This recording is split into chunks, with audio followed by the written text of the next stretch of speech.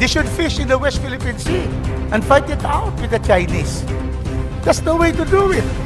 Go there and 15 kilometers from Sulu, 15 kilometers from Palawan, they should be there.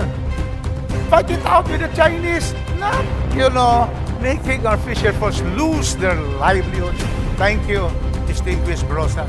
Yes, Mr. Speaker. Second question, Mr. Speaker. Ang sabi kasi ng mga fisher folks, 90% daw ng municipal fishing water tatamaan dyan sa sinasabi. Ito na nga, Congressman Rufus Rodriguez pinangaralan sa Arlene Brosas. Brosas, hindi nakapalag. Pero bago ang lahat, maaari kayong mag-subscribe para maging updated sa mga issue at bagong mga balita. Malinaw ngang pinaliwanag ni Congressman Rufus Rodriguez ang agawan sa West Philippine Sea. Ayon kay Rodriguez, ang West Philippine Sea ay pagmamay-ari ng Pilipinas at Pilipino lang ang may karapatan. Wala namang imikat na Natamemem lang si Brosas sa takot dahil alam niyang wala siyang laban kay Rodriguez. Narito ang buong detalye. Majority Leader. Mr. Speaker, I now move that we recognize the Honorable Representative Rufus B. Rodriguez of the 2nd District of Cagayan de Oro City to avail of the privilege hour. My good friend and hardworking congressman from the 2nd District of Cagayan de Oro who came from the Committee on Ways and Means and voted and proposed the bill to help the tobacco industry is hereby recognized. Congressman Rodriguez. Thank you very much, Majority Leader and our distinguished Deputy Speaker. Mr. Speaker, my distinguished colleagues, and those who come from the sector helping our fisher folks. On the shoulders of giants, how the law must exist for those who have the very least. How is it, Mr. Speaker, that the Philippines, an archipelago of 7,541 islands, surrounded by rich marine resources, is acknowledged as the center of the marine biodiversity in the world, and yet Filipino fisherfolk and our coastal communities, especially in Mindanao, where I come from, and the Visayas, remain as the most food and nutritionally insecure sector of our country. Mr. Speaker, the marine wealth which the state is duty-bound to protect under our Constitution and the strong laws this august body and the Senate have passed have sadly not cascaded to benefit them. I rise today with a sense of urgency, heeding the voices and pleas of our brothers and sisters shocked and angry at the news that the Supreme Court First Division has issued a resolution that upheld a decision of the Regional Trial Court of Malabon, allowing, Mr. Speaker, my distinguished colleagues, allowing commercial fishing inside the 15-kilometer municipal fishing zone reserved for our artisanal fisherfolk. In a December 11, 2023, just last month, the Malabon RTC Branch 170 ruled that certain provisions of Republic Act 8550, the Fisheries Code of 1998, as amended, and its IRR are unconstitutional.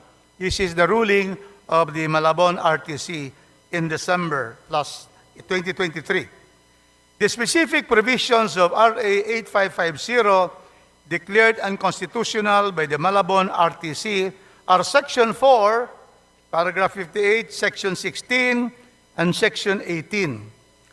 The court basically ruled that the Constitution does not allow Congress nor the executive agencies to limit the utilization of marine and fishing resources exclusively to subsistence fishermen, to the exclusion of big large commercial fishing operators.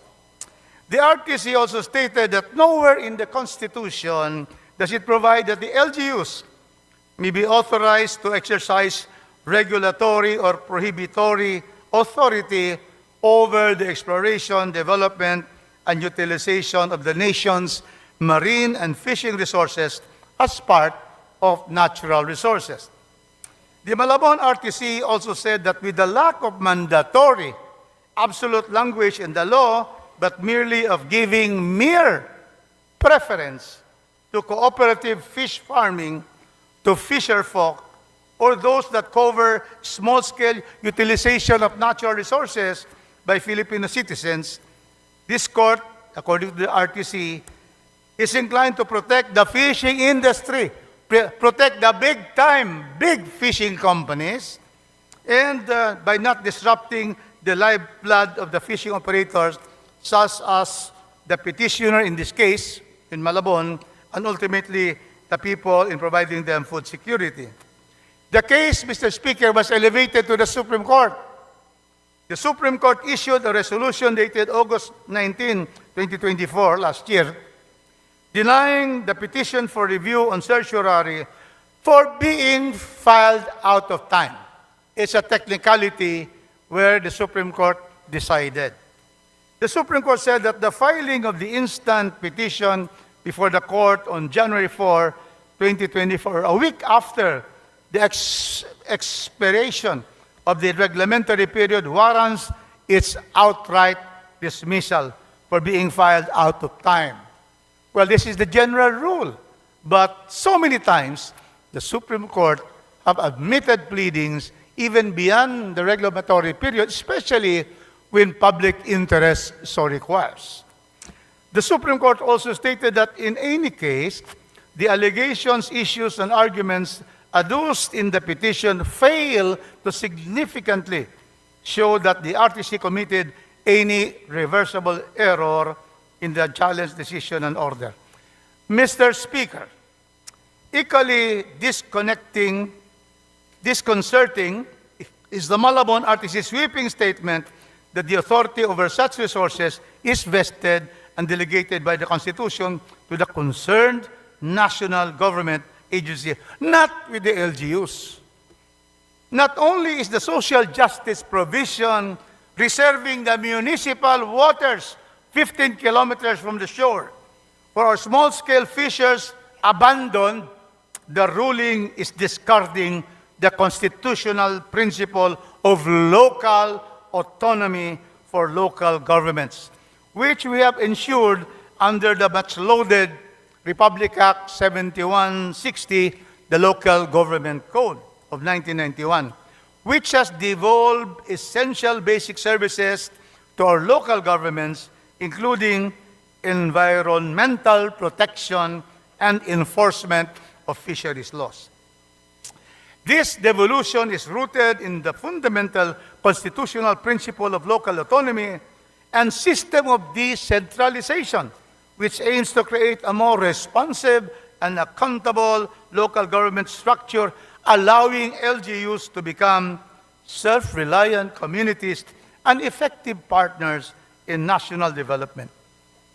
By granting coastal cities and municipalities jurisdiction over municipal waters, the state ensures that local authorities who are more attuned to the specific needs and conditions of their communities can effectively manage and enforce fisheries laws, protect the environment, promote sustainable use of aquatic resources, and protect the livelihoods of local fisher folk and their constituents. If the court's decision becomes final and executory, our 2.3 municipal fishers, who the Constitution no less guarantees to have preferential access to municipal waters, will be displaced forever. Local governments will be stripped of their authority, power, and duties over municipal waters, repealing our fisheries code as amended by Republic Act 10654, the Local Government Code, among a host of several national laws. If we let this pass and do not lift a finger, Mr. Speaker, to make sure that our laws are fully implemented and enforced, we cannot imagine the confusion, conflict, and chaos that will happen. When Norian Pagal, a fisherfolk from San Remeo, Cebu, caught wind of the Supreme Court decision, he implored. We have translated this to Tagalog, which is a language Filipino accepted by these halls. Paano na kami? Wala kaming nakakayahan magpunta sa malalaking laot dahil sagwan at maliliit na pambot lang gamit namin. Sana makita ng korte at ang pamahalaan na pinapahirapan ninyo kami at unti-unti ninyo kaming pinapatay, pati na rin ang mga pamilya namin. Millions of Filipino fisher folk and the coastal communities have entrusted us, our House of Representatives and the Senate has entrusted us to safeguard the rights to food, nutrition, and livelihood security. Now, and with this ruling, this is under severe threat. First, let us note that the Constitution under Article 12, Section 7, explicitly provides for the protection of the rights of subsistent fisherfolk to the preferential use of local marine and fishing resources, both inland and offshore. As one of the country's esteemed fisheries scientists, Dr. Wilfredo Campos, declared, there is clear and unequivocal evidence from scientific investigations done since the 1980s that most of our traditional coastal fishing grounds and most of the stocks in them are overfished, many of them for over 40 years, requiring from 40 to 60% reduction from fishing effort levels at the time, this is the 1980s, to attain maximum sustainable yield or the theoretical amount of catches that will still allow fisheries to be sustainable. The details of findings from many of these previous studies are summarized in the book, In Turbulent Seas, the Status of Philippine Marine Fisheries, BFAR 2004. Dr. Campos added that rescinding the 15-kilometer boundary of coastal waters reserved by law for municipal fishers will only increase the number of fish caught from already heavily depleted resources. This directly contradicts the very solution to the problem of overfishing. We allow big commercial fishing fleets to go into this 15-kilometer area. It will in fact make things worse and only speed up the potential collapse of stocks, resulting to irreversible loss of the resource base and loss of livelihood for those commercial and municipal sectors. There are 2 million municipal fishers around the country today. How ready is the state to provide them livelihoods to support their families when further overfishing strips them of their resource base? By opening, Mr. Speaker, by opening the municipal waters to intense fishing pressure by commercial fishing, we have no way of reviving our fish stocks, and this can eventually lead to a collapse. In the ordinary sense, our fishing grounds are already in the emergency room. By subjecting it to more large-scale industrial fishing without no controls can send these to the intensive care unit and eventually death. Second, there are key reform measures under Republic Act 10654 that must continue to be fully implemented. For instance, the fisheries management area now in place is an effective way forward because it provides a science-based, participatory, and transparent mechanism to sustainably manage our fisheries. In addition, vessel monitoring measures where 90% of our commercial fishing vessels have to comply with Republic Act 10654's requirement are proven to be effective enforcement and monitoring tools in ensuring transparency and traceability of fishing vessels to prevent illegal, unreported, and unregulated fishing. Municipal water zones are not just lines on a map. These are lifelines for millions of people who depend on these waters for sustenance and survival. These waters are sanctuary for artisanal small-scale fishers who don't have the means to compete with advanced technology and large-scale operations of fishing vessels. 2.3 million fisher folk are affected by this call, 51 of which engage only in capture fisheries. Municipal fisher folk already have the odds stacked against them. Amidst the physical challenges of competing for limited resources, their love for family and the need to provide wins out.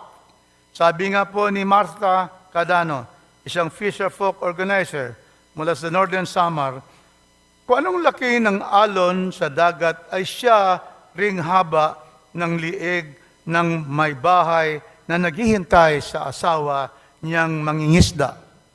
Laging puno ng kaba tuwing hinihintay siyang bumalik. Galing laot kasi. Sa huli niyang nakasalalay ang pagtustos sa pag-aaral ng mga anak, pambili ng bigas at paggastos sa araw-araw. When municipal fisherfolk lose their livelihood, the entire family and the communities, especially women, who ensure domestic and economic stability, struggle because they are pushed deeper into poverty. This ripple effect compromises food security, economic well-being, and the social fabric of our nation. These experiences are echoed by LGUs such as the municipality of Del Carmen in Surigao, Santa Fe in Cebu, and several others. Recently, the governor of Bohol says they're not going to implement the Supreme Court decision. They are going to protect their fisher folk. That is Governor Omintado of Bohol. In fact, at least 2 petitions have been filed to advocate the right of municipal fishers, and we must listen to their calls. Dear colleagues, our Constitution declares the state shall protect the rights of small-scale, artisanal, and municipal fishers by allowing commercial fishing inside municipal waters. We are failing to uphold this mandate. Let us urge the Supreme Court to reconsider its decision and explore legislative measures to strengthen the legal protections for municipal fishing zones. Cagayan de Oro is a coastal city. It has about 30 kilometers of coastal city, the boundaries of Misamis Oriental. And so we have fisher folks and fishing families near our shores in Cagayan de Oro. So we also would have to assure and ensure local autonomy for local governments. They decide because they are right there. The people, the fisher folk are right there. And so they have to take care of them. This is not merely a matter of policy. It is a moral imperative. By protecting our municipal fisher folk and the decentralization policy under the local government code, we promote social justice, which is the underlying principle of the entire Philippine Constitution. We have to promote social justice, protect livelihoods, and the stability of our institutions. Every decision we make here echoes across the lives of those we serve. We need to look into the Fisheries Code of 1998, Mr. Speaker, and amend the same. And this is now what we propose. Let us amend that to give and grant exclusive rights to duly registered fisherfolk organizations and cooperatives and not merely a preference in the fisheries code. If you are unable to do this for our fellow Filipinos of the least in life, then what do we have to show for as legislators? Are we able to truthfully claim that we use the law as our most powerful tool to empower the very people who voted us into power? I leave you with this question, my esteemed colleagues, and hope that in good conscience we answer in the affirmative. Thank you very much, Mr. Speaker. Thank you very much, Congressman Rufus Rodriguez, and I sympathize with your privileged speech and would like to reiterate my support for. Thank you, Mr. Speaker. Majority Leader? Mr. Speaker, I move that we recognize the Honorable Representative Arlene D. Brosas of the Gabriela Party List for her interpellation. The Honorable Arlene Brosas of the Gabriela Party List is hereby recognized. Thank you, Mr. Speaker. Maraming salamat, Mr. Speaker. Patigit sa lahat, maraming salamat, sa ating colleague sa kanyang privileged speech para sa mga maliliit na magsasaka. Kasi po, yan po talaga yung kailangan ng ating mga magsasaka ngayon, mga mangingisda ngayon, fisher folks natin. Kasi yan po, sa pagkakaalam ko, sa mga lumapit rin sa amin, sa pamalakaya, sa pambansang asosasyon ng mga mananalakaya, no? Mga mangingisda sa iba't ibang bahagi ng Pilipinas, sinasabi nila na talagang matindi yung magiging epekto sa kanila nito.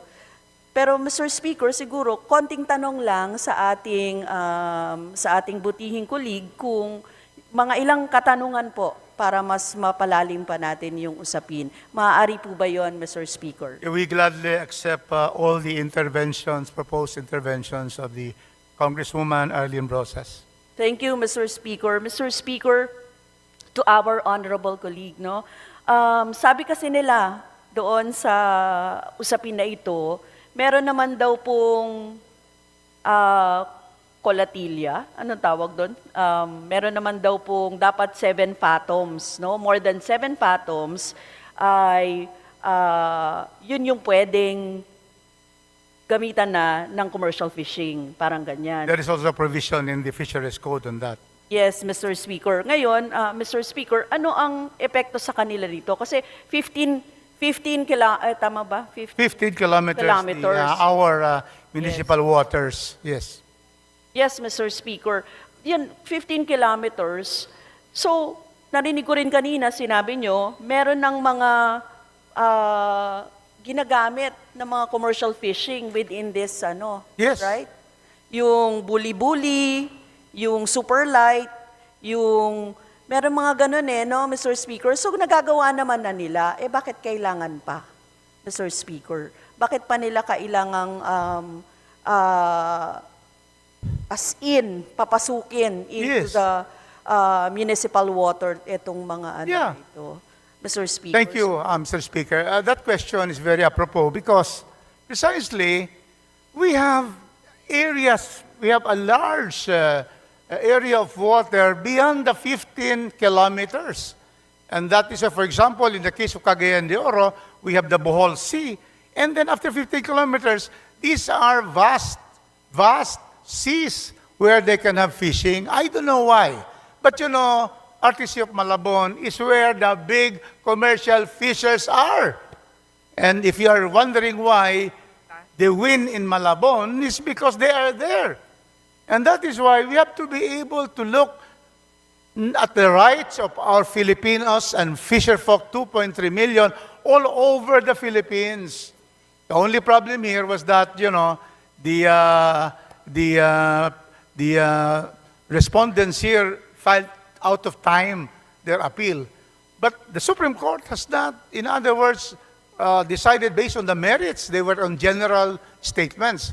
So I hope there will be motions for reconsideration, and then the Supreme Court will reconsider its decision. But because of this case, and because of this decision, nothing will prevent the House of Representatives and the Senate to already amend the Fisheries Code. We have the right to make, the Constitution says preferential, but it is within the policy and the rights, the plenary powers of Congress to make it exclusive.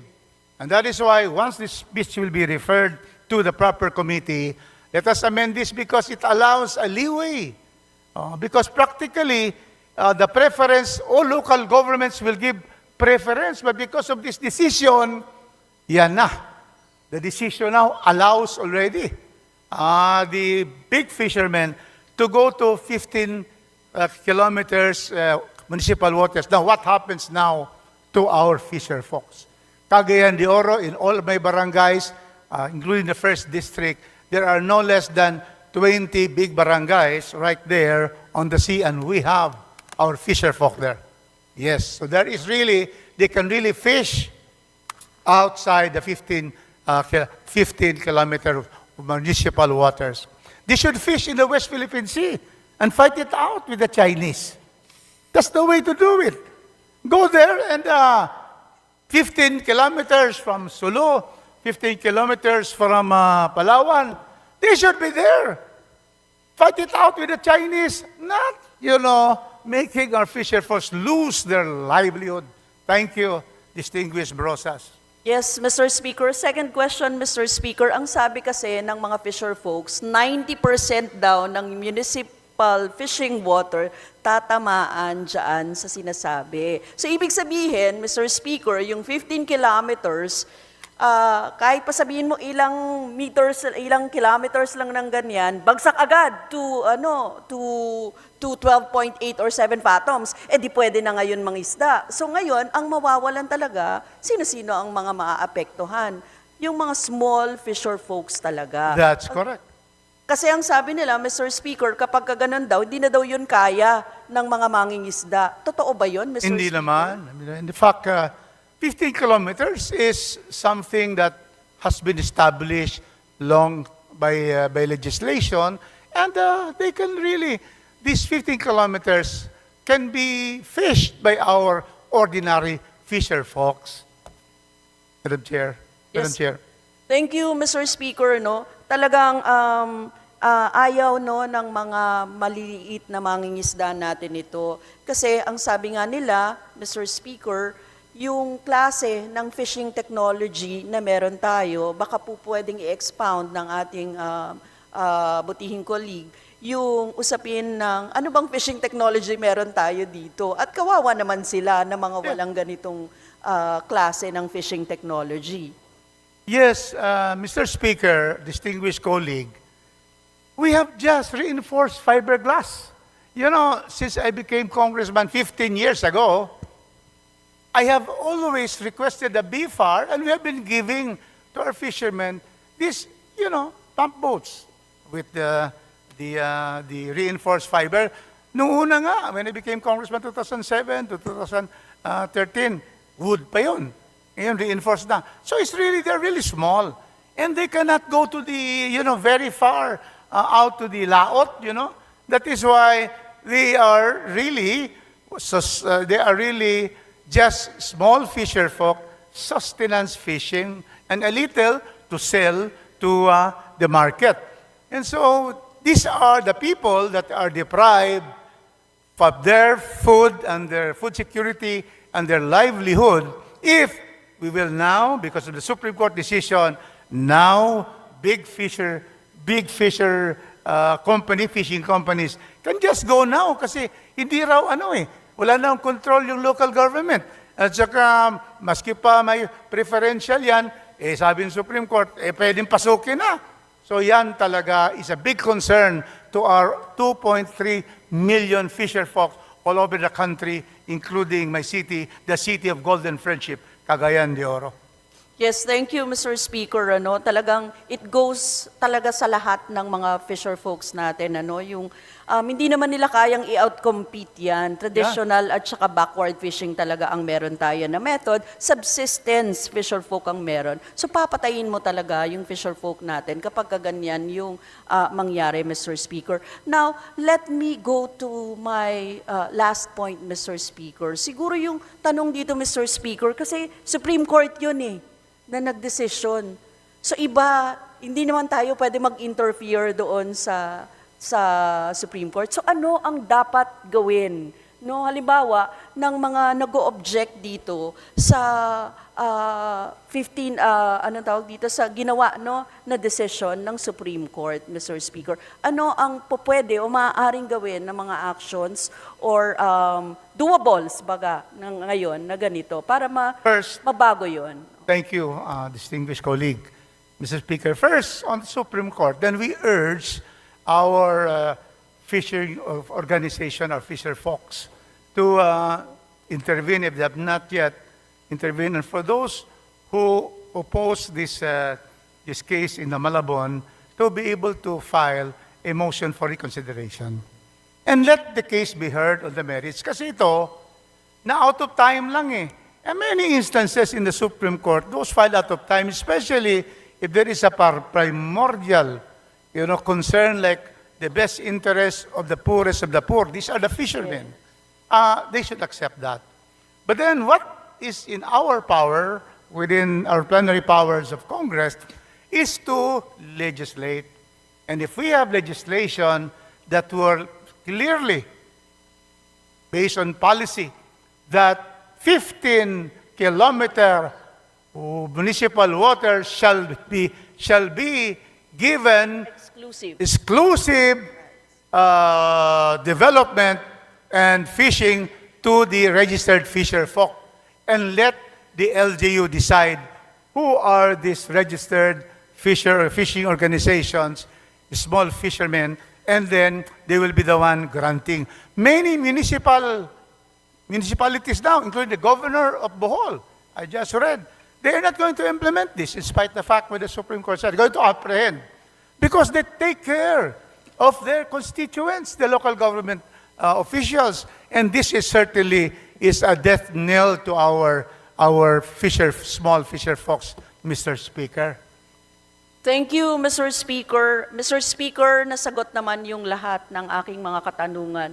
And Mr. Speaker, for the record, we will support kung ano man po ang legislation na meron tayo para matulungan ang mga maliliit na mangingisda natin, mga fisher folks natin, no, na ma-retain yung traditional fishing grounds nila and yung 15 kilometers na dapat ay exclusive rights para sa kanila, Mr. Speaker. We will really support our colleague on this kasi ito po, sabi niya nga kanina, social justice issue ito. At para po sa mga maliliit na mangingisda, sila po ang makikinabang dito. At unang-una po natin dapat silang tingnan at pangalagaan. Maraming salamat, Mr. Speaker. No? As against mga traditional fisher folks at mga natin ang una nating pangalagaan as against doon sa mga corporate and monopolization and commercial na mga fishing vessels na meron. Maraming salamat po, Mr. Speaker.